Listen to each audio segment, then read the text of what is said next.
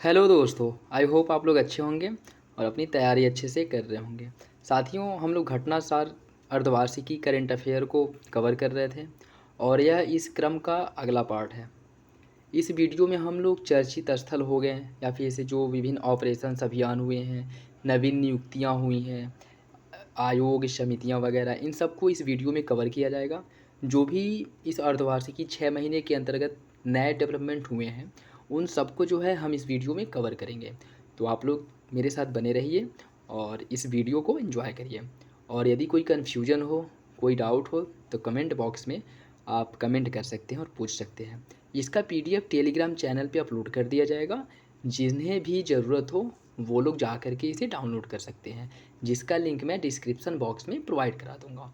और जो लोग नए हैं वो लोग चैनल को जो लोग नए हैं वह लोग जो है चैनल को सब्सक्राइब कर लें और बेल आइकन को प्रेस कर लें। और यदि वीडियो अच्छा लगे तो लाइक करें, शेयर करें। लाइक करना बिल्कुल ना भूलें, क्योंकि आप लोगों के लाइक करने से ही हमें सपोर्ट मिलता है, जिससे हमें ये पता चलता है कि हाँ, जो कंटेंट डाला जा रहा है, अपलोड किया जा रहा है, वो आप लोगों को अच्छा लग रहा है या आप लोगों को उसे पसंद कर रहे हैं। तो लाइक ज़रूर करिए। चलिए इसी के साथ वीडियो की शुरुआत करते हैं। दासपुर त्रिपुरा के चारीलम निर्वाचन क्षेत्र के उत्तरी ब्रजापुर के दासपुर को 3 सितंबर 2022 को भारत का पहला बायो विलेज घोषित किया गया है। और इस गांव को पूरी तरह से कृषि और मत्स्य पालन पर निर्भर 64 परिवारों की बस्ती के रूप में विकसित किया गया है। प्राकृतिक आधारित जीवन शैली और आजीविका का पालन करने वाले सभी निवासियों के साथ गांव को ये बदला जाए तो या ज़्यादा याद रखने की ज़रूरत नहीं है। बस इतना याद रखिए, दासपुर जो त्रिपुरा के चारीलम निर्वाचन क्षेत्र के उत्तरी ब्राज़ील दासपुर, वहाँ का एक गांव है जिसे भारत का पहला बायो विलेज घोषित किया गया है। ठीक है, नेक्स्ट देखिए, गोपा भूमि विवाद।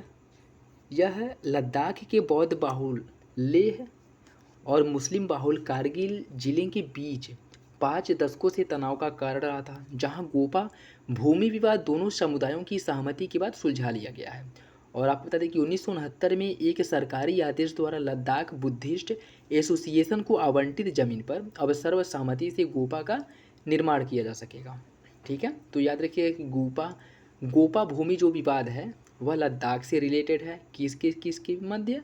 जो वहाँ के बौद्ध बाहुल्य जनसंख्या है उनके बीच और जो मुस्लिम लोग रहते हैं उन लोगों के बीच। ठीक है, नेक्स्ट देखिए, अगस्त 2022 में 119 वर्ष बाद नागालैंड को अपना दूसरा रेलवे स्टेशन मिला है।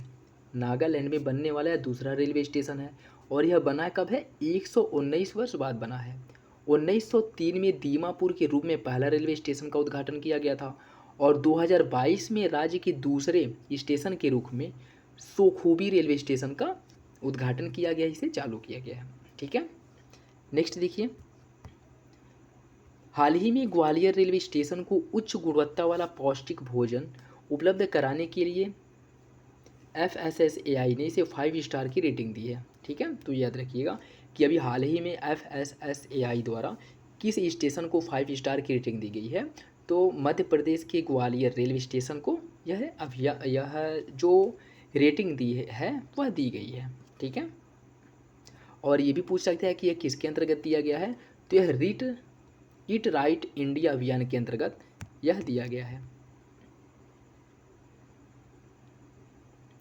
नेक्स्ट देखिए, 15 जुलाई 2022 को शंघाई सहयोग संगठन SCO के महासचिव झांग मिन ने भारत के वाराणसी शहर को 2022-23 के लिए SCO की सांस्कृतिक एवं पर्यटन राजधानी घोषित किया है।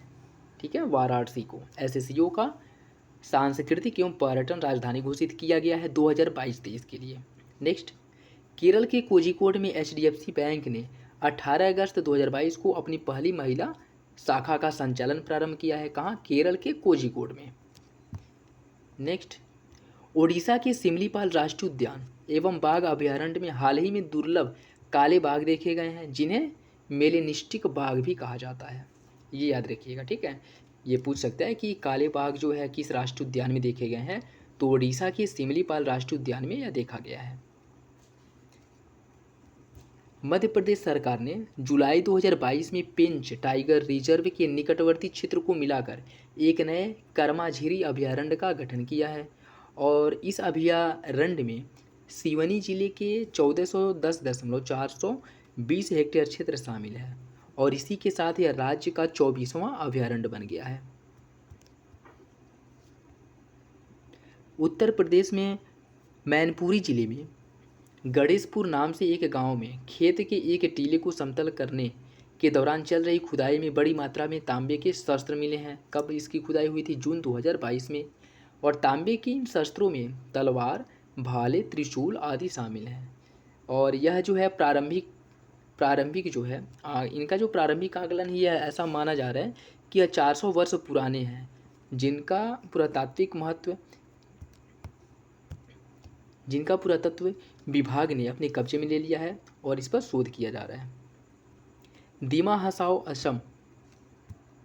असम के दीमा हसाओ जिले में कई प्राचीन महापाषाणिक पत्थर जार घड़े की हाल ही में खोज की गई है और इस खोज ने भारत के पूर्वोत्तर और दक्षिण पूर्व एशिया के बीच संभावित संबंधों पर ध्यान आकृष्ट किया है, जो दूसरी शताब्दी ईसा पूर्व से संबंधित है।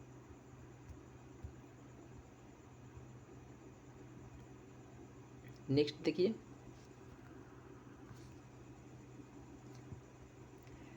हरियाणा के सैंधवकालीन पुरास्थल राखीगढ़ी में भारतीय पुरातत्व सर्वेक्षण द्वारा पिछले 32 वर्षों से हो रही खुदाई के दौरान हाल ही में 5000 वर्ष पुरानी आभूषण बनाने वाली फैक्ट्री के अवशेष मिले हैं। ठीक है, 5000 वर्ष पुरानी आभूषण बनाने वाली फैक्ट्री के अवशेष हरियाणा के राखीगढ़ी में खुदाई के दौरान अभी प्राप्त हुआ है, जो सैंधवकाल से संबंधित है। चर्चित व्यक्तियों, देखिए इन 6 महीनों में जो व्यक्ति चर्चा में रहे हैं उसमें अभिजीत बनर्जी, जो 72 वर्ष की अवस्था में 29 अगस्त 2022 को इनका निधन हो गया।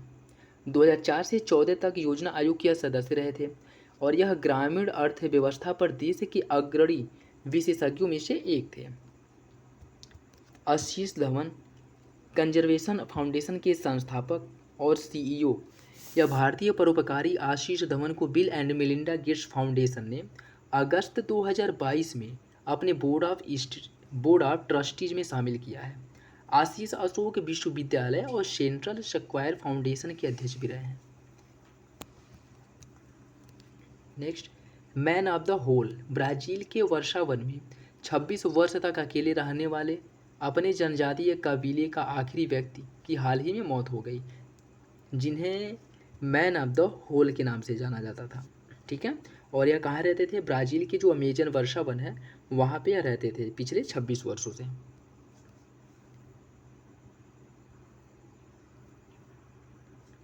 साइरस मिस्त्री, जिनका हाल ही में कार दुर्घटना में निधन हो गया था, जो टाटा सन्स के पूर्व चेयरमैन थे। मिखाइल गोर्बाचोव, यह सोवियत संघ के अंतिम राष्ट्रपति थे, जिनका 30 अगस्त 2022 को 91 वर्ष की अवस्था में निधन हो गया, याद रखिएगा। और ये जो राष्ट्रपति हैं मिखाइल गोर्बाचोव, इन्हें बिना खूनी संघर्ष के शीत युद्ध को समाप्त कराने में महत्वपूर्ण भूमिका निभाई थी, जिसलिए इन्हें जाना जाता है।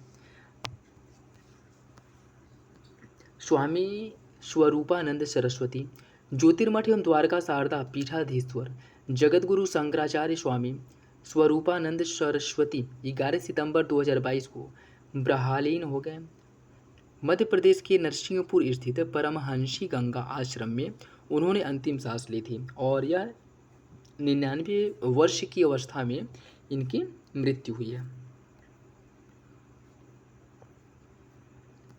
मुकुंद नरवणे, हाल ही में पूर्व भारतीय सेना के प्रमुख जनरल मनोज मुकुंद नरवणे को भारत और अमेरिका के बीच संबंधों को मजबूत करने में उनकी महत्वपूर्ण भूमिका के लिए US India strategic partnership forum द्वारा सम्मानित किया गया है। ठीक है, याद रखिएगा। मनोज मुकुंद नरवणे को भारत एवं अमेरिका के मध्य रिश्तों को एक उच्च स्तर तक पहुंचाने के लिए इन्हें US India strategic partnership forum द्वारा सम्मानित किया गया है।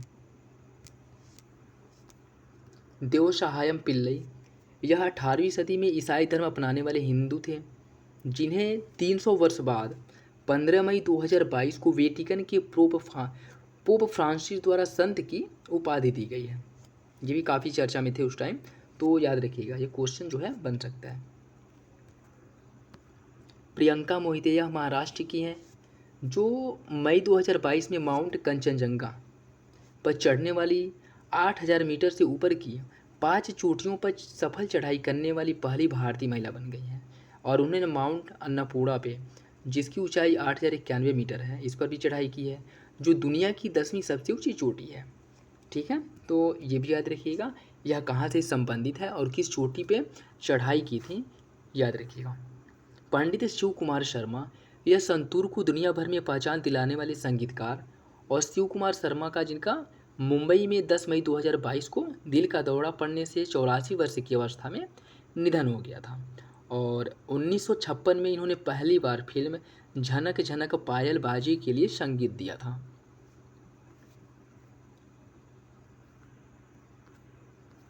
बबीता सिंह, अप्रैल 2022 में सीरियल उद्यमी बबीता सिंह को नई दिल्ली में एशिया अफ्रीका कंसोर्टियम के सहयोग से आयोजित इंडिया इंटरनेशनल कॉन्क्लेव 2022 में शिक्षा, खेल, कला, संस्कृति और कूटनीति के माध्यम से शांति को बढ़ावा देने में उनके योगदान के लिए ग्लोबल पीस एम्बेसडर नामित किया गया। ठीक है, तो ये याद रखिएगा, बबीता सिंह को ग्लोबल पीस एम्बेसडर नामित किया गया है, सांस्कृतिक, कूटनीति, शिक्षा, खेल आदि के माध्यम से शांति को बढ़ावा देने के कारण। किरण मजुमदार शाह, यह बायोकॉन और बायोकॉन बायोलॉजिक्स की कार्यकारी अध्यक्ष हैं, जो 23 मार्च 2022 को स्कॉटलैंड में रॉयल सोसाइटी ऑफ एडिनबर्ग के फेलो के रूप में चुनी गई हैं। ठीक है, किरण मजुमदार शाह जो स्कॉटलैंड के रॉयल सोसाइटी ऑफ एडिनबर्ग के फेलो के रूप में चुनी गई हैं। नवीन नियुक्तियां देख लीजिए। मुकुल रोहतगी, जिन्हें केंद्र सरकार ने हाल ही में वरिष्ठ वकील मुकुल रोहतगी को 14वां महान्यायवादी नियुक्त किया है। अटॉर्नी जनरल एजी नियुक्त किया है। ठीक है, और ये भी पूछ सकता है कि यह किसका स्थान लेंगे, तो यह जो है सितंबर 2022 को सेवामुक्त हो रहे के वेणुगोपाल का स्थान लेंगे। प्रताप, मराठी अखबार शकल समूह के चेयरमैन प्रताप राव को सर्वसम्मति से 16 सितंबर 2022 को ऑडिट ब्यूरो ऑफ सर्कुलेशन 16 सितंबर 2022 को ऑडिट ब्यूरो ऑफ सर्कुलेशन का अध्यक्ष चुना गया है, जिनकी नियुक्ति वर्ष 2022-23 सत्र के लिए की गई है। ठीक है, नेक्स्ट, सत्येंद्र प्रकाश, जुलाई 2022 में इन्हें प्रेस सूचना ब्यूरो पीआईबी का प्रधान महानिदेशक नियुक्त किया गया है, सत्येंद्र प्रकाश को, और यह जो है जगदीप भटनागर का स्थान लेंगे। सुरेश एन पटेल, यह 3 अगस्त 2022 को केंद्रीय सतर्कता आयुक्त सीबीसी के पद की शपथ ग्रहण की, और यह जो है संजय कोठारी का स्थान लिए हैं। सुरेश एन पटेल, इन्हें केंद्रीय सतर्कता आयुक्त का नया अध्यक्ष या कह सकते हैं यह पद दिया गया है, और यह संजय कोठारी का स्थान लिए हैं। रुचिरा कंबोज, यह भारतीय विदेश सेवा के 1987 बैच की अधिकारी हैं, जिन्हें 4 अगस्त 2022 को संयुक्त राष्ट्र में भारत की नई अस्थायी प्रतिनिधि के रूप में कार्यभार दिया गया है। ठीक है, संयुक्त राष्ट्र में भारत की नई अस्थायी प्रतिनिधि के रूप में कार्यभार सौंपा गया है, और यह इस पद पर टीएस त्रिमूर्ति का स्थान लेंगे। टीएस त्रिमूर्ति के स्थान पर यह इनका जो है मतलब टीएस त्रिमूर्ति के कार्यभार समाप्त होने के बाद यह नए इनको उसमें नियुक्त किया गया है। समीर वी कामत, यह प्रसिद्ध वैज्ञानिक समीर वी कामत को 25 अगस्त 2022 को रक्षा अनुसंधान और विकास संगठन डीआरडीओ का अध्यक्ष नियुक्त किया गया है, और यह जी सतीश रेड्डी का स्थान लिए हैं। ये याद रखिएगा, समीर वी कामत, इन्हें डीआरडीओ का नया अध्यक्ष नियुक्त किया गया है, और यह जी सतीश रेड्डी का स्थान ग्रहण करेंगे।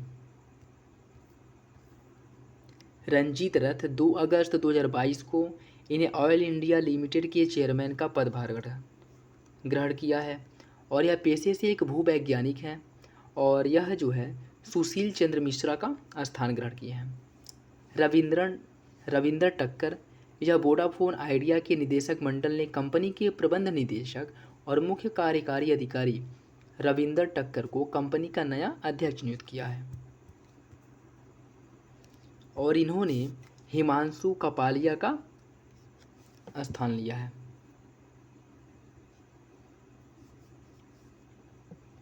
केवी सुब्रमण्यम यह भारत के पूर्व मुख्य आर्थिक सलाहकार रहे हैं और यह अंतर्राष्ट्रीय मुद्रा कोष में भारत का कार्यकारी निदेशक अगस्त 2022 में नियुक्त किया गया। ठीक है, यह भारत के आर्थिक सलाहकार थे जिन्हें अंतर्राष्ट्रीय मुद्रा कोष में भारत का कार्यकारी निदेशक नियुक्त किया गया, किसे? केवी सुब्रमण्यम को। और इन्होंने प्रसिद्ध अर्थशास्त्री सुरजीत एस भल्ला का स्थान लिया है। अल्केश कुमार शर्मा यह संयुक्त राष्ट्र महासचिव एंटोनियो गुतेरस ने भारत के इलेक्ट्रॉनिक और सूचना प्रौद्योगिकी सचिव अल्केश को हाल ही में इंटरनेट गवर्नेंस पर प्रख्यात विशेषज्ञों के पैनल में नियुक्त किया है। जस्टिस यूयू ललित यह राष्ट्रपति द्रौपदी मुर्मू द्वारा 27 अगस्त 2022 को राष्ट्रपति भवन में उदय उमेश ललित को देश का 49वां मुख्य न्यायाधीश नियुक्त किया गया है। एन्नारासु करुणेशन अंतर्राष्ट्रीय सहयोग के लिए एक वैश्विक बंदरगाह मंच international association of ports and harbours ने भारत में अपना नेटवर्क विकसित करने के लिए एन्नारासु को अपने प्रतिनिधि के रूप में नियुक्त किया है। नेक्स्ट, अनुराग शर्मा यह कनाडा हैलिफैक्स में 20 से 26 अगस्त 2022 के बीच आयोजित 65वें राष्ट्रमंडल संसदीय सम्मेलन में भारत के अनुराग शर्मा को राष्ट्रमंडल संसदीय संघ का कोषाध्यक्ष चुना गया है। रियर एडमिरल गुइलेर्मो पाब्लोरियोस अगस्त 2022 में संयुक्त राष्ट्र संघ के महासचिव ने अर्जेंटीना के पाब्लोरियोस को भारत और पाकिस्तान में संयुक्त राष्ट्र सैन्य पर्यवेक्षक समूह के मिशन प्रमुख और प्रमुख सैन्य पर्यवेक्षक के रूप में नियुक्त किया है। नल्लाथम्बी कलाईसेल्वी यह वरिष्ठ वैज्ञानिक है जिन्हें औद्योगिक अनुसंधान परिषद CSIR की पहली महिला निदेशक के रूप में नियुक्त किया गया है अगस्त 2022 में। नल्लाथम्बी कलाईसेल्वी को, ठीक है, CSIR की पहली महिला महानिदेशक नियुक्त किया गया है। इंदरमीत गिल यह भारतीय अर्थशास्त्री इंदरमीत गिल हैं जिन्हें विश्व बैंक का चीफ इकोनॉमिस्ट बनाया गया है और इनकी नियुक्ति 1 सितंबर 2022 को की गई थी। रंजना प्रसाद देसाई उच्चतम न्यायालय की अवकाश प्राप्त न्यायाधीश रंजना प्रसाद देसाई को 3 जून 2022 को भारतीय प्रेस परिषद की पहली महिला अध्यक्ष चुना गया था और इन्होंने चंद्रमौली कुमार का स्थान ग्रहण किया है। और रंजना प्रसाद देसाई के एक ये भी क्वेश्चन बन सकता है कि रंजना प्रसाद देसाई के नेतृत्व में ही जम्मू कश्मीर और लद्दाख के लिए परिसीमन आयोग का जो गठन किया गया था उसकी अध्यक्षता भी रंजना प्रसाद देसाई ने ही की थी। ठीक है, तो यह भी याद रखिएगा। नेक्स्ट, आदिल शुमरीवाल भारतीय ओलंपिक संघ ने हाल ही में आदिल शुमरीवाल को भारतीय ओलंपिक संघ का अंतरिम अध्यक्ष चुना है। तो याद रखिएगा कि भारतीय ओलंपिक संघ का अंतरिम अध्यक्ष आदिल शुमरीवाल को चुना गया है और यह जो है नरेंद्र ध्रुव बत्रा का स्थान इन्होंने लिया है। DY चंद्रचूड़ यह सुप्रीम कोर्ट के वरिष्ठ न्यायाधीश थे जिन्हें 2022 में सितंबर 2022 में राष्ट्रीय कानूनी सेवा प्राधिकरण का कार्यकारी अध्यक्ष नामित किया गया है। राष्ट्रीय कानूनी सेवा प्राधिकरण का कार्यकारी अध्यक्ष नामित किया गया है DY चंद्रचूड़ को। महेंद्र एन शाह 24 अगस्त 2022 को infrastructure development finance company ITPC ने महेंद्र एन शाह को अपने प्रबंध निदेशक नियुक्त किया है और इस पद पर इनका कार्यकाल 1 अक्टूबर 2022 से 30 सितंबर 2023 तक रहेगा। डॉक्टर देवाशीष मोहंतो अगस्त 2022 में केंद्र सरकार ने वरिष्ठ वैज्ञानिक डॉक्टर देवाशीष मोहंतो को राष्ट्रीय प्रतिरक्षा विज्ञान संस्थान NII का नया निदेशक नियुक्त किया है। अल्केश कुमार शर्मा यह एक वरिष्ठ IAS अधिकारी हैं जिन्हें अगस्त 2022 में संयुक्त राष्ट्र महासचिव एंटोनियो गुतेरस ने इंटरनेट गवर्नेंस पर संयुक्त राष्ट्र के उच्च स्तरीय पैनल में भारतीय अधिकारी के रूप में नियुक्त किया है। राजीव कुमार यह भारत के 25वें मुख्य चुनाव आयुक्त के रूप में नियुक्त किए गए हैं, जो 1984 बैच के एक IAS अधिकारी हैं। और यह 14 मई 2022 को इनकी नियुक्ति की गई और इन्होंने सुशील चंद्रा का स्थान लिया है। पुष्प कुमार जोशी यह मई 2022 में हिंदुस्तान पेट्रोलियम कॉरपोरेशन लिमिटेड का अंतरिम अध्यक्ष और प्रबंध निदेशक बनाया गया है। किसे? पुष्प कुमार जोशी को HPCL का अध्यक्ष, प्रबंध अंतरिम अध्यक्ष और प्रबंध निदेशक बनाया गया है। डॉक्टर मनोज सोनी यह महाराज साहेबराव विश्वविद्यालय अर्थात बड़ोदरा और डॉक्टर भीमराव या डॉक्टर बाबा साहेब अम्बेडकर मुक्त विश्वविद्यालय के कुलपति के रूप में इन्हें नियुक्त किया गया है। और यह जो है इनका कार्यकाल 27 जून 2023 तक रहेगा। जनरल मनोज पांडे यह 29वें थल सेना अध्यक्ष के रूप में पदभार ग्रहण किए हैं। 29वें थल सेना अध्यक्ष के रूप में इन्होंने पदभार ग्रहण किया है और पहली बार सेना के इंजीनियर कोर के किसी अधिकारी को थल सेना अध्यक्ष बनाया गया है। इसलिए यह क्वेश्चन इंपॉर्टेंट हो जाता है, याद रखिएगा। नेक्स्ट, सुमन के बेरी 22 अप्रैल 2022 को सुमन के बेरी को नीति आयोग का नया उपाध्यक्ष नियुक्त किया गया है और इससे पहले नीति आयोग के उपाध्यक्ष राजीव कुमार ने अपने पद से इस्तीफा दे दिया था, जिसके बाद सुमन की बेरी को नीति आयोग का नया उपाध्यक्ष बनाया गया है, जो 1 मई 2022 को इन्होंने अपना पदभार ग्रहण किया था।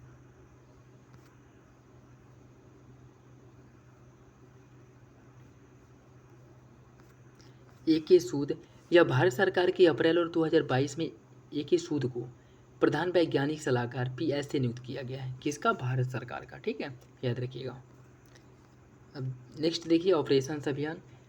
ऑपरेशन पिच ब्लैक यह रॉयल ऑस्ट्रेलियाई वायुसेना के नेतृत्व में 19 अगस्त से 8 सितंबर के बीच ऑस्ट्रेलिया के डार्विन वायुसेना के ब्रेडसा फील्ड ट्रेनिंग एरिया और डेलामेरे एयर वेपन्स रेंज पर आयोजित किया गया था, जिसमें टोटल 17 देशों ने भाग लिया था और 17 देशों के 2500 सैन्यकर्मी इसमें भाग लिए थे। टोटल 17 देशों ने इसमें प्रतिभाग किया था। जिसमें देशों की बात करें तो मेज़बानी तो ऑस्ट्रेलिया ने की थी।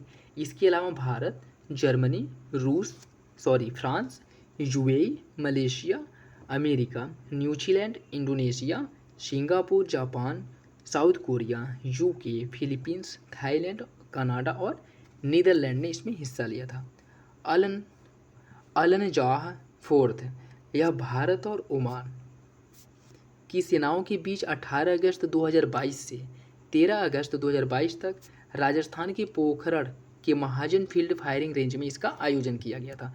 तो ये याद रखिएगा, भारत और ओमान के मध्य हुआ है और भारत में हुआ है कहाँ पे? राजस्थान की पोखरण में जो महाजन फील्ड फायरिंग रेंज है वहाँ पे अल-नजाह फोर्थ नामक सैन्य अभ्यास का आयोजन किया गया था। गगन स्ट्राइक यह भारतीय सेना के पराक्रम और कौशल के प्रदर्शन हेतु खड़गा कोर और वायुसेना के पंजाब के पटियाला में संयुक्त अभ्यास है।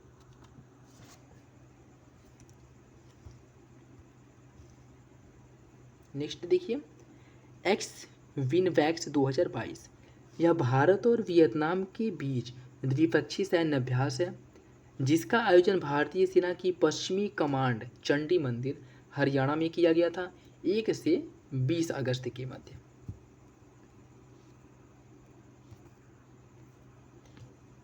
MPX 2022 भारत और फ्रांस की नौसेनाओं के बीच 29-30 जुलाई 2022 को आपसी तालमेल के परीक्षण हेतु उत्तरी अटलांटिक महासागर में नौसैनिक अभ्यास MPX कूट नाम से किया गया था। यह कहाँ पे किया गया था? उत्तरी अटलांटिक महासागर में, जो भारत और फ्रांस के मध्य होता है। ठीक है, ये भी याद रखिएगा। एक्स स्काई लाइट जब भारतीय सेना ने जुलाई 2022 के अंतिम सप्ताह में एक्स स्काई लाइट नामक एक अखिल भारतीय उपग्रह संचार अभ्यास का आयोजन किया था, जिसका मुख्य उद्देश्य था किसी विरोधी के हमले की स्थिति में अपने हाईटेक उपग्रह संचार प्रणालियों की परिचालन तत्परता और मजबूती का परीक्षण करना। भारतीय सेना जो है यह 2025 तक अतिरिक्त सुरक्षा सुविधाओं के साथ अपना मल्टी बैंड समर्पित उपग्रह रखने की तैयारी कर रहा है और सेना को समर्पित GSAT-7B उपग्रह अपनी तरह का पहला स्वदेशी मल्टी बैंड उपग्रह है जिसे उन्नत सुरक्षा विशेषताओं के साथ डिजाइन किया गया है। ठीक है, ये भी याद रखिएगा। ऑपरेशन वज्र प्रहार 2022 यह भारत और अमेरिका के मध्य होने वाला एक संयुक्त विशेष सैन्य अभ्यास है यह जो है इसका 13वां संस्करण है। इसका आयोजन 8 अगस्त से 29 अगस्त के मध्य किया गया था। ठीक है, संस्करण कौन सा है? 13वां है। भारत और अमेरिका के मध्य इसका आयोजन किया जाता है और यह हिमाचल प्रदेश के बकलोह में स्थित स्पेशल फोर्सेस ट्रेनिंग स्कूल में इसका आयोजन किया गया था।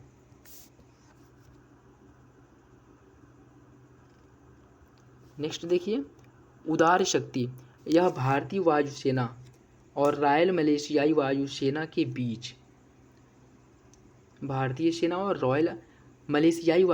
के बीच अगस्त 2022 में द्विपक्षीय युद्ध अभ्यास उदार शक्ति का आयोजन किया गया था, जिसका उद्देश्य दोनों देशों की वायु सेनाओं के बीच रक्षा सहयोग के अवसरों में वृद्धि करना है। और भारतीय वायुसेना की ओर से बात करें तो सुखोई 30 MKI और C-17 ग्लोब मास्टर ने इसमें हिस्सा लिया था। खान क्वेस्ट 2022 यह 16 देशों की एक सैन्य टुकड़ियों की हिस्सेदारी वाला बहुराष्ट्रीय शांति वाहिनी अभ्यास है जो मंगोलिया में 16 से 19 जून 2022 के मध्य संपन्न किया गया था। और भारतीय सेना का प्रतिनिधित्व इसमें लद्दाख स्काउट की एक टुकड़ी ने किया था। ठीक है, आयोजन जान लीजिएगा कि इसका आयोजन कहाँ किया गया था? मंगोलिया में किया गया था और यह 16 देशों की सैन्य टुकड़ियों का एक बहुशांतीय वाहिनी अभ्यास है। ठीक, नेक्स्ट 28वां रिम्पैक 2022 विश्व के सबसे बड़े बहुपक्षीय नौसैनिक अभ्यासों में से यह एक है और भारत भी इस वर्ष इसमें शामिल हुआ था, तो इसलिए यह इम्पोर्टेंट हो जाता है। अमेरिकी नौसेना के नेतृत्व में 26 देशों का एक द्विवार्षिक नौसैनिक संयुक्त अभ्यास है और हवाई द्वीप के पर्ल हार्बर पर 29 जून 2022 को इसकी शुरुआत की गई थी और 4 अगस्त 2022 तक यह चला था। सी गार्जियन 2 यह चीन और पाकिस्तान की नौसेनाओं के बीच 10 से 13 जुलाई 2022 को संघाई के निकट एक सैन्य बंदरगाह वुशोग पर इसका आयोजन किया गया था, या फिर से यह एक नौसैनिक अभ्यास है जो किया गया था। और इसका उद्देश्य क्या है? समुद्री खतरे का सामना मिलकर करने की क्षमता विकसित करना। चाइना खुद ही सबके लिए खतरा है और वो जो है। नेक्स्ट देखिए, युद्ध अभ्यास डिफेंडर यूरोप और स्विफ्ट रिस्पॉन्स 2022 यह उत्तरी अटलांटिक संधि संगठन जिसे नाटो के नाम से जाना जाता है 20 देशों का 2 संयुक्त युद्ध अभ्यास डिफेंडर यूरोप 2022 और स्विफ्ट रिस्पॉन्स 2022 का आयोजन किया गया है और इसका आयोजन 1 से 27 जुलाई के मध्य किया गया था और यह पोलैंड समेत यूरोप के 8 देशों में आयोजित किया जाएगा। नेक्स्ट देखिए, नेट पोलरैक्स 8 यह 19 अप्रैल 2022 को 2 दिवसीय भारतीय तटरक्षक बल का राष्ट्रीय स्तर का प्रदूषण प्रतिक्रिया अभ्यास है। याद रखिएगा, यह एक प्रदूषण प्रतिक्रिया अभ्यास है। किसका है? भारतीय तटरक्षक बल का। और यह इसका 8वां संस्करण था और इसका आयोजन गोवा के मोर्मुगोवा बंदरगाह पर किया गया है। नेक्स्ट, कृपाण शक्ति अप्रैल 2022 में एकीकृत अग्निशक्ति अभ्यास कृपाण शक्ति का आयोजन किया गया था। कहाँ पे किया गया था? पश्चिम बंगाल के सिलीगुड़ी के पास किया गया था और इस अभ्यास का नेतृत्व लेफ्टिनेंट जनरल तरुण कुमार और त्रिशक्ति कोर के जनरल ऑफिसर कमांडर ने किया था। नेक्स्ट देखिए, योजना परियोजनाएं। इन 6 महीनों में चर्चा में रहने वाली योजनाओं को देखते हैं। साथियों, यदि वीडियो अच्छा लगे तो लाइक ज़रूर करिए।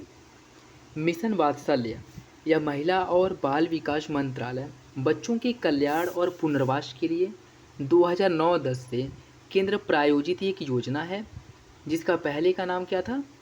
एकीकृत बाल संरक्षण योजना, जिसे 2017 में बाल संरक्षण सेवा योजना नाम दिया गया और 21-22 में मिशन वात्सल्य के रूप में इसे नामित किया गया। इस योजना को 5 जुलाई 2022 को इसके लिए एक दिशा निर्देश जारी किया गया है।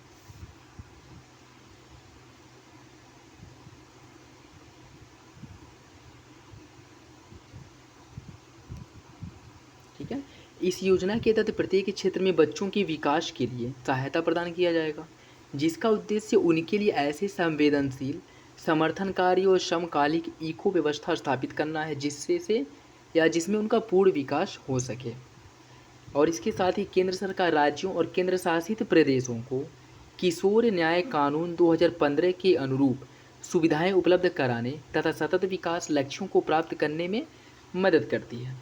मिशन वात्सल्य का अंतिम उपाय के रूप में बच्चों के संस्थागत करण के सिद्धांत के आधार पर कठिन परिस्थितियों में बच्चों की परिवार आधारित गैर संस्थागत देखभाल को बढ़ावा दिया जाएगा।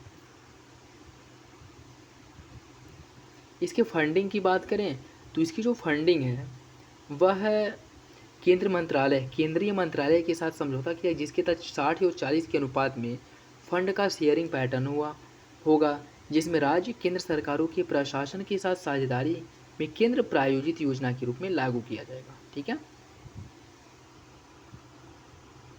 पूर्वोत्तर राज्यों के लिए जो इसका अनुपात है वह 90-10 के अनुपात में होगा, और यूटी के लिए, यूनियन टेरिटरी के लिए 100% केंद्र द्वारा दिया जाएगा। ठीक है। नेक्स्ट, एक राष्ट्र एक उर्वरक योजना। केंद्र सरकार द्वारा उर्वरक की चोरी और कालाबाजारी रोकने के लिए एक राष्ट्र एक उर्वरक योजना को 2 अक्टूबर 2022 से पूरे भारत में लागू कर देगी। ठीक है। तो मतलब 2 दिन पहले यह लागू हो चुका है। आज 4 अक्टूबर को यह वीडियो रिकॉर्ड हो रहा है और 2 अक्टूबर को गांधी जयंती के दिन एक राष्ट्र एक उर्वरक योजना पूरे भारत में लागू हो चुका है। ठीक है। इसके तहत उर्वरक कंपनियों को अपने बैग के केवल 1/3 स्थान पर अपना नाम, ब्रांड, लोगो और अन्य प्रासंगिक उत्पाद जानकारी प्रदर्शित करने की अनुमति होगी, जबकि शेष 2/3 स्थान पर भारत ब्रांड और पीएमबीजेपी अर्थात प्रधानमंत्री भारतीय जन उर्वरक परियोजना का लोगो दिखाना अनिवार्य होगा। ठीक है, याद रखिएगा। पीएमबीजेपी लिखा है तो भारतीय जनता पार्टी मत समझिएगा। ठीक है, क्योंकि इसका फुल फॉर्म एग्जाम में पूछ सकता है, क्योंकि ज़्यादा लोग बीजेपी लिखा है तो यही समझेंगे कि सरकार भी बीजेपी की है और फिर से बीजेपी को अपना जो है भारतीय जनता पार्टी, प्रधानमंत्री भारतीय जनता पार्टी, लेकिन वो नहीं है। इसका जो वो है प्रधानमंत्री भारतीय जन उर्वरक परियोजना। ठीक है। नेक्स्ट देखिए, पीएम श्री योजना 5 सितंबर 2022 को शिक्षक दिवस के अवसर पर प्रधानमंत्री मोदी द्वारा पीएम श्री योजना स्कूल फॉर राइटिंग इंडिया नामक एक पहल की घोषणा की गई, और इस योजना को प्रधानमंत्री की अध्यक्षता में 7 सितंबर 2022 को कैबिनेट की बैठक में मंजूरी दी गई है। ठीक, इसके अंतर्गत होगा यह है कि केंद्रीय शिक्षा मंत्री धर्मेंद्र प्रधान के अनुसार इसके तहत प्रत्येक ब्लॉक से 2 स्कूलों को अपग्रेड किया जाएगा, और साथ ही 27,360 करोड़ रुपए की लागत से 2022 से 27 के बीच स्कूलों की गुणवत्ता को बढ़ावा दिया जाएगा। ठीक है, इन 5 वर्षों में स्कूलों की गुणवत्ता को बढ़ावा दिया जाएगा। स्माइल 75 यह सामाजिक न्याय एवं अधिकारिता मंत्री डॉक्टर वीरेंद्र कुमार द्वारा अगस्त 2022 में आजीविका और उद्यम के लिए हाशिए पर रहने वाले व्यक्तियों के लिए स्माइल 75 पहल की शुरुआत की गई है। स्माइल जिसका फुल फॉर्म होता है support for marginalised individuals for livelihood and enterprise, full form भी इसका पूछ सकता है। और भारत सरकार ने आज़ादी का अमृत महोत्सव की भावना से स्माइल 75 इनिशिएटिव नामक support for marginalised individual for livelihood and enterprise के अंतर्गत 75 नगर निगमों की पहचान की गई है, जहां पे भिक्षावृत्ति के नाम या भिक्षावृत्ति के काम में लगे हुए लोगों के लिए व्यापक पुनर्वास योजना लागू किया जाएगा।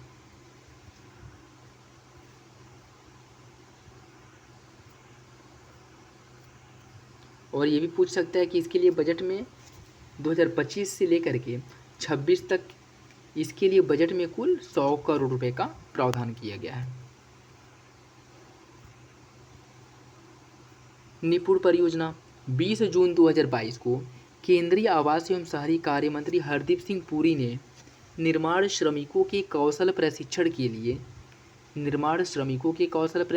लिए निपुण नाम से एक अभिनव परियोजना की शुरुआत की, जिसका मुख्य उद्देश्य है श्रमिकों के कौशल को और बेहतर करने के लिए कार्य करना। नेक्स्ट देखिए आयोगी समितियां। सुब्रमण्यम समिति, जिसका गठन 5 अगस्त 2022 को किया गया था। यह भारतीय प्रतिभूति और विनिमय बोर्ड सेबी ने विदेशी निवेश को बढ़ावा देने के लिए सेबी द्वारा विदेशी निवेश को बढ़ावा देने के लिए भारत सरकार के पूर्व आर्थिक सलाहकार केवी सुब्रमण्यम की अध्यक्षता में एक समिति का गठन किया गया है। ठीक है, जिसमें समिति में विदेश बैंकों, स्टॉक एक्सचेंज के निवेशकों, आरबीआई का प्रतिनिधित्व करने वाले 14 अन्य सदस्य होंगे। द्वितीय इस्पात पर सलाहकार समिति 31 जुलाई 2022 को केंद्रीय इस्पात मंत्री ज्योतिरादित्य सिंधिया की अध्यक्षता में द्वितीयक इस्पात पर सलाहकार समिति का गठन किया गया है। क्यों? क्योंकि देश में द्वितीयक इस्पात के उत्पादन में निरंतर कमी हो रही है, जिसमें बढ़ावा देने के लिए ज्योतिरादित्य सिंधिया की अध्यक्षता में द्वितीयक इस्पात पर सलाहकार समिति का गठन किया गया है।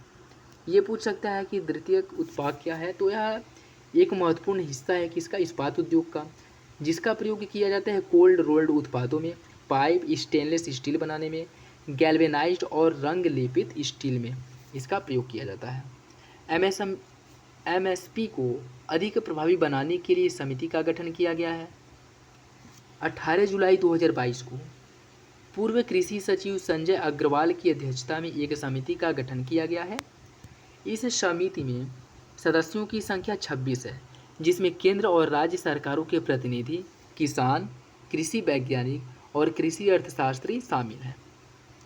नेक्स्ट केवी कामत समिति, जिसका गठन 16 जून 2022 को हुआ था और यह सेबी द्वारा हाइब्रिड प्रतिभूति पर एक सलाहकार समिति है।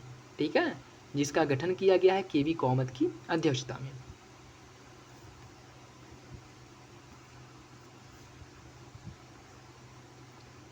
नेक्स्ट देखिए सुरेश प्रभु समिति। केंद्र सरकार ने सितंबर 2022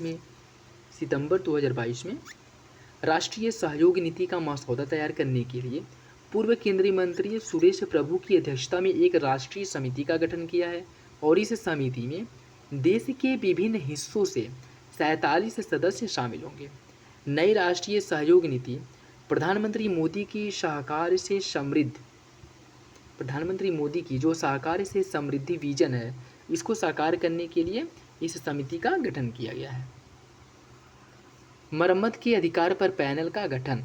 उपभोक्ता मामलों के विभाग ने मरम्मत के अधिकार के लिए एक समग्र ढांचा प्रदान करने हेतु अतिरिक्त सचिव निधि खत्री के नेतृत्व में एक समिति का गठन किया है। समिति की जो पहली बैठक है वह 13 जुलाई 2022 को हुई और समिति ने सुझाव दिया।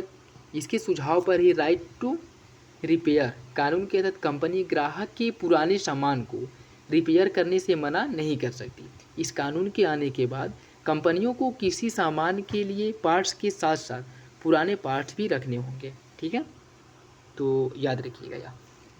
नेक्स्ट देखिए जो प्रदर्शनी, सम्मेलन, मेले, त्यौहार वगैरह हुए हैं, वह वर्ल्ड डेयरी समिट का आयोजन 12 से 15 सितंबर 2022 के मध्य नई दिल्ली की international dairy federation world dairy summit का आयोजन किया गया था। कहाँ पे? नई दिल्ली में। ठीक है, और इसका उद्घाटन प्रधानमंत्री मोदी ने किया था और इन्होंने कहा था कि 2025 तक भारत 100% पशुओं को मुंहपका और खुरपका और ब्रिसेलियस की वैक्सीन लगवा देगा। ठीक है, याद रखिए कब तक? 2025 तक मुंहपका, खुरपका और ब्रुसलोसिस की जो वैक्सीन है वह लगाने की बात की गई है। यह समिट जो है वैश्विक डेयरी क्षेत्र की एक वार्षिक बैठक है जिसमें दुनिया भर से लगभग 1500 प्रतिनिधियों ने भाग लिया था और इसकी थीम है आजीविका और पोषण के लिए डेयरी। नेक्स्ट खनिज और धातु क्षेत्र।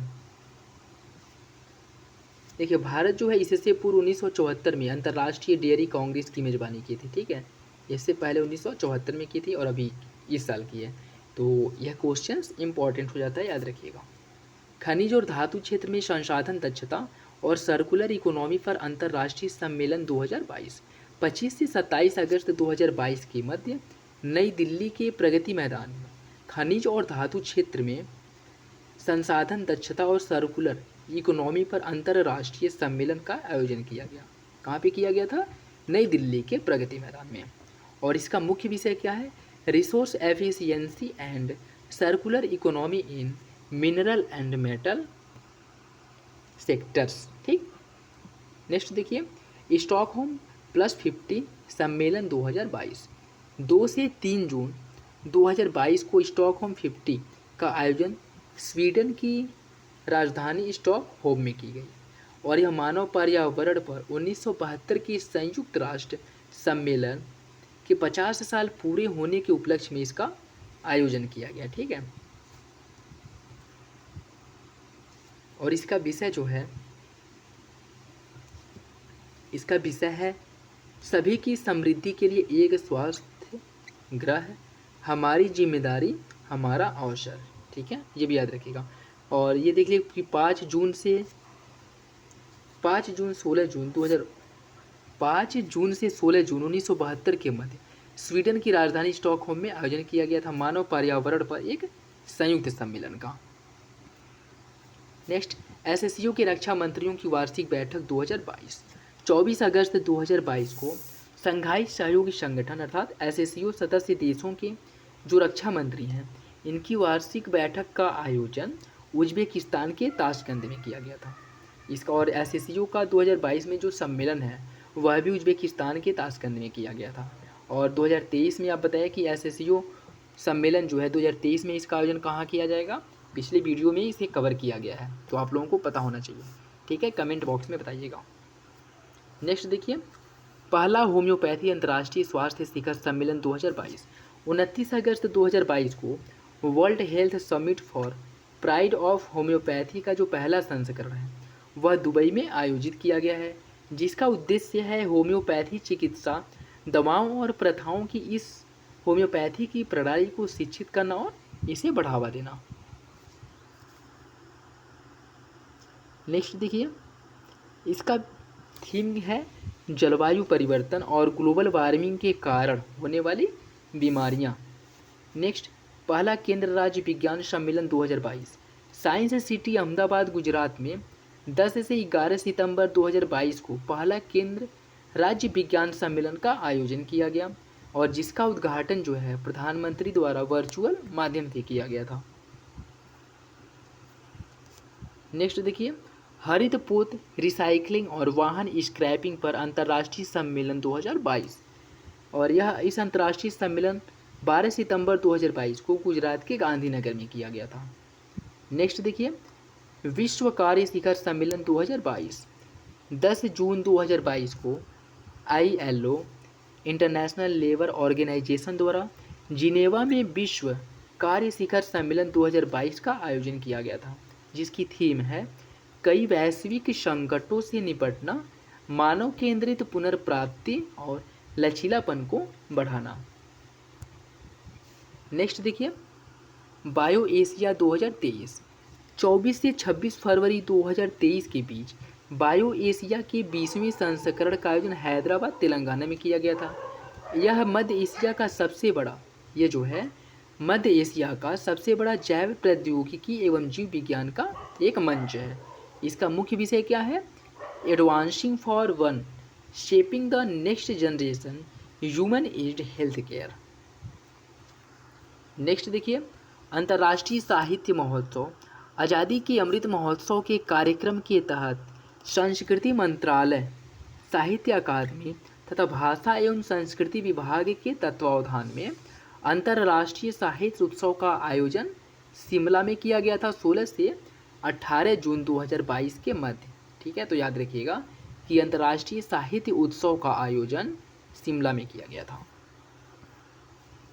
नेक्स्ट देखिए संयुक्त राष्ट्र मरुस्थलीकरण रोकथाम अभिसमय COP15 2022 यह हाल ही में केंद्रीय पर्यावरण, वन और जलवायु परिवर्तन मंत्री श्री भूपेंद्र यादव ने आइवरी कोस्ट की आइवर, पश्चिमी अफ्रीका के एबिजॉन शहर में संयुक्त राष्ट्र मरुस्थलीकरण रोकथाम अभिसमय UNCCD के कॉन्फ्रेंस ऑफ पार्टीज कॉप के 15वें सत्र को संबोधित किया। ठीक है, तो ये पूछ सकता है कि संयुक्त राष्ट्र मरुस्थलीकरण रोकथाम अभिसमय COP15 का आयोजन कहाँ किया गया था, तो यह आइवरी कोस्ट में किया गया था। ठीक है, याद रखिएगा।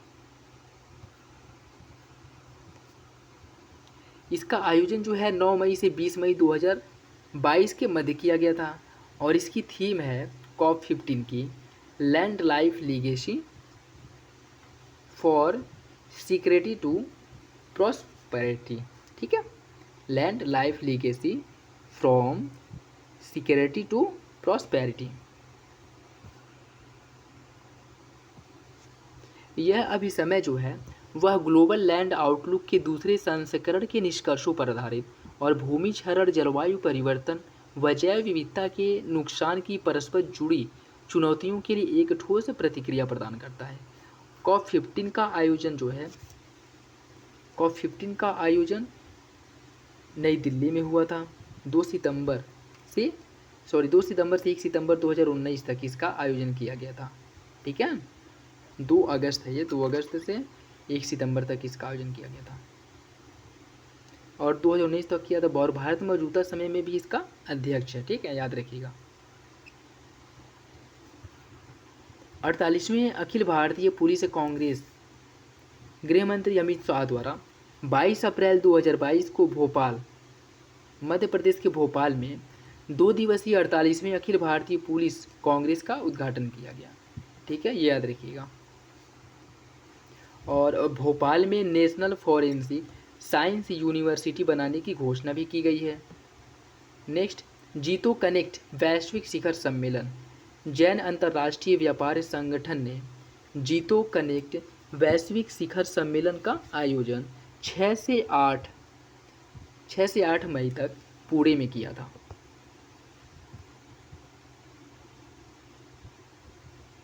नेक्स्ट देखिए, विज्ञान प्रौद्योगिकी वाले भाग को।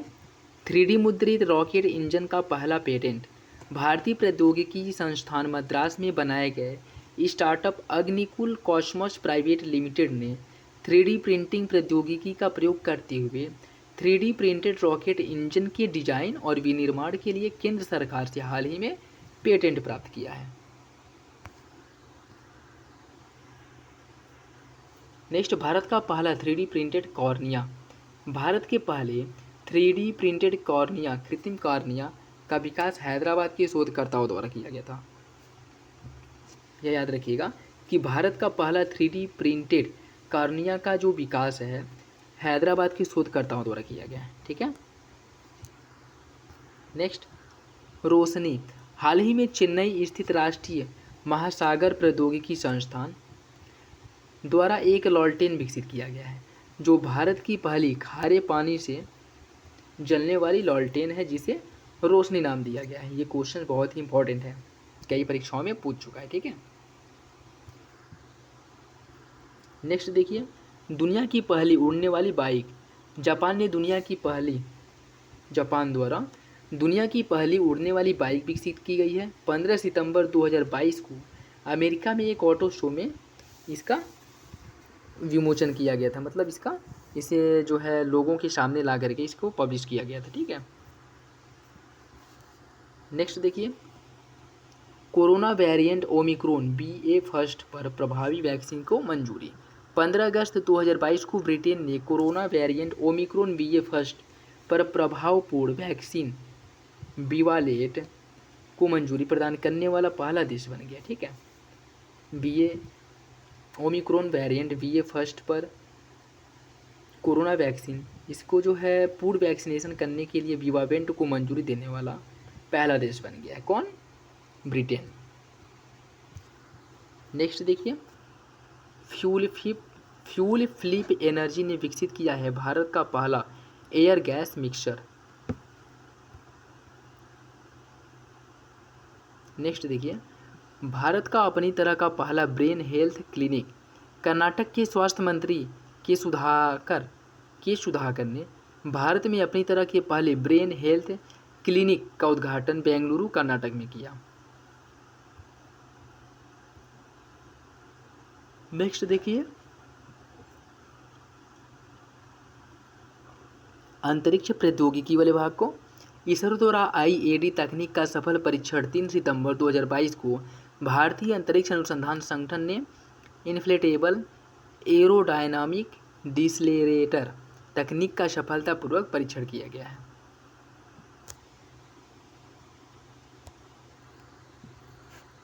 नेक्स्ट देखिए,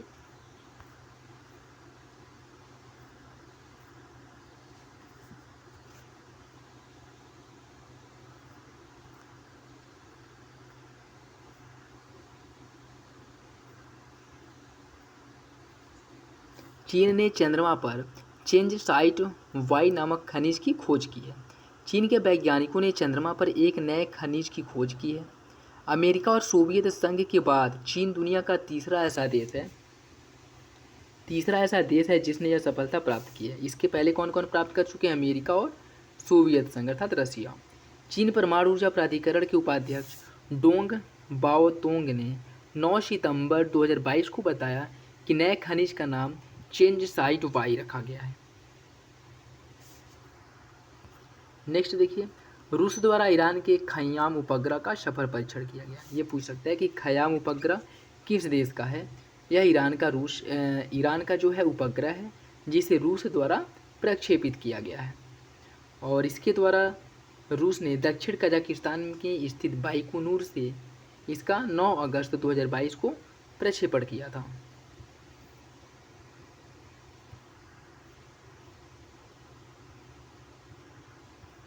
PSLV C-53 के जरिए सिंगापुर के 3 उपग्रहों को प्रक्षेपित किया गया है। संचार उपग्रह GSAT-24 की Europe space company Ariane space के रॉकेट के प्रक्षेपण के एक सप्ताह के भीतर इसरो ने ध्रुवीय उपग्रह प्रक्षेपण यान PSLV C-53 के जरिए सिंगापुर के 3 उपग्रहों को अंतरिक्ष की एक निचली कक्षा में सफलतापूर्वक 30 जून 2022 को स्थापित कर दिया और इसे जो है इसरो की वाणिज्यिक शाखा न्यू स्पेस इंडिया लिमिटेड द्वारा प्रक्षेपित किया गया है और यह इसका दूसरा समर्पित वाणिज्यिक मिशन है। नेक्स्ट देखिए, HAL ने इसरो को सौंपा गगनयान के पहले परीक्षण के लिए crew module. Hindustan aeronautics limited ने भारतीय अंतरिक्ष अनुसंधान संगठन इसरो को अंतरिक्ष में भारत के पहले मानवयुक्त मिशन के लिए अपने द्वारा निर्मित 2 अंतरिक्ष उपकरणों क्रू मॉड्यूल फेयरिंग और high altitude escape motor thrust transfer structure को 18 अगस्त 2022 को सौंप दिया। साउथ कोरिया द्वारा स्वदेशी रॉकेट द्वारा पेलोड का अंतरिक्ष में सफल प्रक्षेपण किया गया है। साउथ कोरिया ने पहली बार स्वदेश निर्मित रॉकेट के जरिए एक पेलोड को अंतरिक्ष के वांछित किसी कक्षा में प्रक्षेपित किया है और यह जो है 21 जून 2022 को इसका प्रक्षेपण किया गया था। 1990 के दशक में साउथ कोरिया ने अनेक उपग्रहों को अंतरिक्ष में विभिन्न कक्षाओं में स्थापित किया था, किंतु वह सभी प्रक्षेपण विदेशी प्रौद्योगिकी से निर्मित रॉकेटों के माध्यम से किए गए थे। ठीक है, जबकि ये जो किया गया है यह स्वदेशी रॉकेट के द्वारा किया गया है। वनवेव ने उपग्रहों के प्रक्षेपण के लिए न्यू स्पेस इंडिया लिमिटेड के साथ समझौता किया है। भारतीय समूह की कंपनी वनवेव और भारतीय अंतरिक्ष अनुसंधान संगठन इसरो की जो वाणिज्यिक इकाई है न्यू स्पेस इंडिया लिमिटेड के मध्य एक उपग्रह प्रक्षेपण सौदे पर 21 अप्रैल 2022 को हस्ताक्षर किया गया, जिसके लॉन्च की जो संभावना है आंध्र प्रदेश के श्रीहरिकोटा में जो सतीश धवन अंतरिक्ष केंद्र है इससे लॉन्च करने की संभावना जताई जा रही है। नेक्स्ट देखिए, अंतर्राष्ट्रीय अंतरिक्ष स्टेशन के लिए पहली पूर्णतः निजी उड़ान। अंतरिक्ष पर्यटन के क्षेत्र में एक नए अध्याय की शुरुआत अप्रैल 2022 में उस समय हुई जब 4 यात्रियों ने पूर्णतः निजी अभियान के तहत अंतर्राष्ट्रीय अंतरिक्ष स्टेशन पर 15 दिन तक प्रवास किया। और अमेरिका की ह्यूस्टन स्थित aerospace firm Axiom mission first के तहत ड्रैगन क्रू में सवार 4 यात्रियों ने स्पेसएक्स के फाल्कन रॉकेट के जरिए फ्लोरिडा स्थित केनेडी स्पेस सेंटर में ISS के लिए उड़ान 8 अप्रैल 2022 को भरी थी।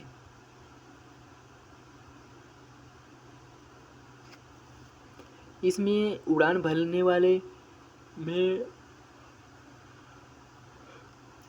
यात्रियों की बात किया जाए तो इसमें है लैरी कॉनोर, मार्क पैथी। लैरी कॉनोर जो कनाडा के हैं, मार्क पैथी जो इजराइल के हैं, ठीक, और माइकल लोपेज एलेग्रिया जो अंतरिक्ष यात्री एक्जियोम के उपाध्यक्ष हैं।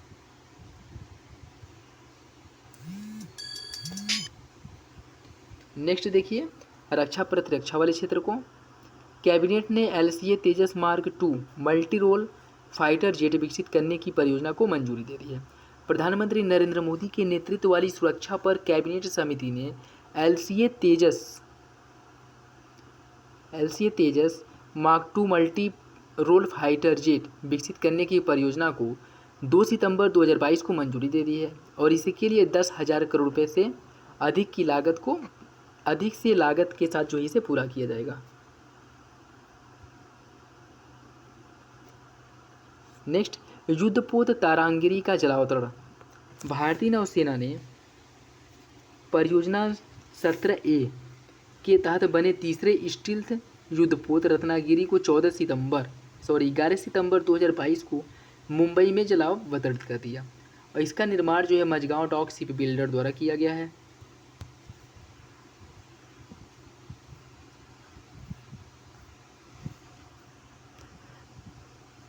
नेक्स्ट देखिए भारत का पहला पायलट रहित ड्रोन वरुण जुलाई 2022 में प्रधानमंत्री नरेंद्र मोदी द्वारा डॉक्टर अंबेडकर इंटरनेशनल सेंटर में आयोजित नौसेना नवाचार और स्वदेशीकरण संगोष्ठी स्वावलंबन को संबोधित करने के दौरान भारतीय नौसेना के लिए देश में निर्मित पायलट रहित ड्रोन का अनावरण किया। ठीक है, ये जो संबोधन है, संगोष्ठी आयोजन की गई थी, उसका नाम क्या है? स्वावलंबन। ठीक, और जो ड्रोन छोड़ा वो किया गया है निर्मित, मतलब स्वदेशी रूप से निर्मित ड्रोन जिसको वो किया गया, अनावरण किया गया है, इसका नाम वरुण है।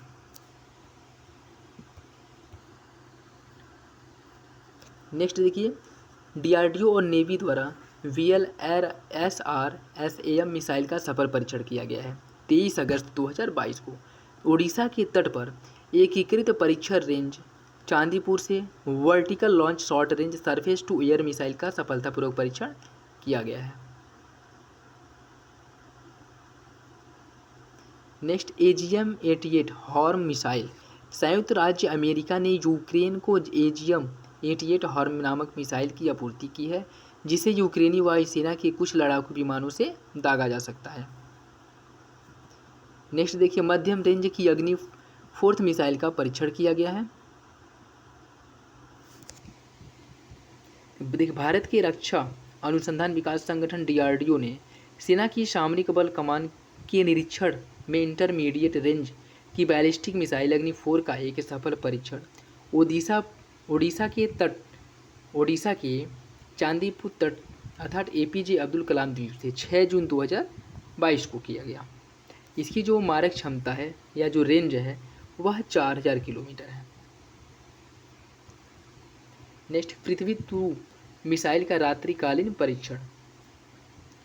DRDO ने उड़ीसा के चांदीपुर स्थित एकीकृत परीक्षण रेंज से स्वदेश निर्मित पृथ्वी 2 मिसाइल का सफल रात्रिकालीन परीक्षण को 15 जून 2022 को अंजाम किया था। इसकी जो मिसाइल की जो मारक क्षमता है वह 350 किलोमीटर है, याद रखिएगा। DRDO द्वारा high speed expendable aerial target Abhyas का परीक्षण किया गया है और यह जो है एक और उपलब्धि हासिल करते हुए स्वदेशी रूप से निर्मित high speed expendable aerial target जिसे अभ्यास नाम दिया गया है, इसका परीक्षण ओडिशा के चांदीपुर स्थित एकीकृत परीक्षण रेंज से 29 जून 2022 को किया गया। नेक्स्ट देखिए, कमला देवी फास्ट पेट्रोल वेसल लॉन्च किया गया 2 मई 2022 को। यह भारतीय तटरक्षक बल आईसीजी ने पश्चिम बंगाल के टीटागढ़ क्षेत्र में समाज सुधारक और स्वतंत्रता सेनानी कमला देवी चट्टोपाध्याय के सम्मान में कमला देवी नामक फास्ट पेट्रोल वेसल यार्ड 21/18 का शुभारंभ किया।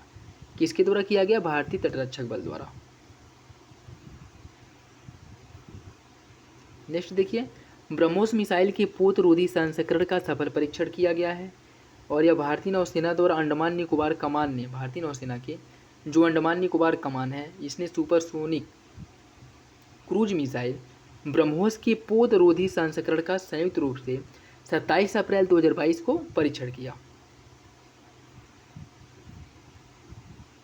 नेक्स्ट, आईसीजीएस सक्षम को मिला कमीशन। भारत के रक्षा सचिव डॉक्टर अजय कुमार ने 16 मार्च 2022 को गोवा में 105 metre offshore patrol vessel Shirdi की इस श्रृंखला के 5वें भारतीय तटरक्षक जहाज सक्षम का अनावरण किया। फिर से सक्षम को कमीशन किया गया।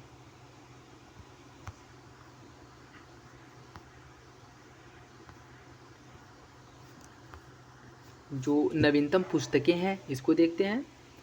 Ambedkar and Modi reforms ideas performers implementation की रचना जो है इलैयाराजा ने की है। Soli Sorabjee life and times, इसकी रचना अभिनव चंद्रचूड़ द्वारा की गई है। भारत अफ्रीका संबंध चेंजिंग होराइज, इसकी रचना राजीव भाटिया द्वारा की गई है। द 10 ट्रिलियन ड्रीम की रचना सुभाष गर्ग द्वारा की गई है। Ratan and Tata the authorised biography की रचना की है थॉमस मैथ्यू ने। Resolved united nations in a divided world, इसकी रचना वान की मून द्वारा की गई है। A new India selected writings 2014 से 19, इसकी रचना किसके द्वारा की गई है? पूर्व केंद्रीय मंत्री अरुण जेटली के चयनित लेखों का यह एक संकलन है। द गर्ल इन रूम 105, इसकी रचना की गई है चेतन भगत द्वारा। ए कंट्री कॉल्ड चाइल्डहुड की रचना की है दीप्ति नवल ने। लीडरशिप 6 स्टडीज 1 वर्ल्ड स्टडी की रचना किसके द्वारा की गई? हेनरी किसिंजर द्वारा। जैसे कि आप लोगों को पता है कि परीक्षाओं में एक बुक और राइटर उसका नाम जो है ज़रूर पूछता है, तो आप लोग ये याद रखिएगा, ठीक है। नेक्स्ट देखिए, नो स्पिन स्व सेनवान और मार्क स्वर्गीय सेनवान और मार्क निकोलस। नेक्स्ट देखिए, गोल्डन बॉय नीरज चोपड़ा की रचना नवदीप सिंह गिल द्वारा की गई है। Dilip Kumar in the shadow of A legend की रचना फैसल फारूकी द्वारा की गई है।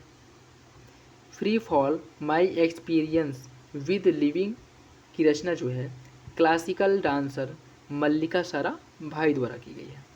India's economy from Nehru to Modi a brief history की रचना पुलापर बाला कृष्णन द्वारा की गई है। नेक्स्ट देखिए, Indian banking in retrospect 75 years of independent, इसकी रचना आरबीआई के आर्थिक नीति अनुसंधान विभाग के निदेशक डॉक्टर आशुतोष दाराविकार द्वारा की गई है। Next, a place called home की रचना प्रीति शिनॉय ने की है।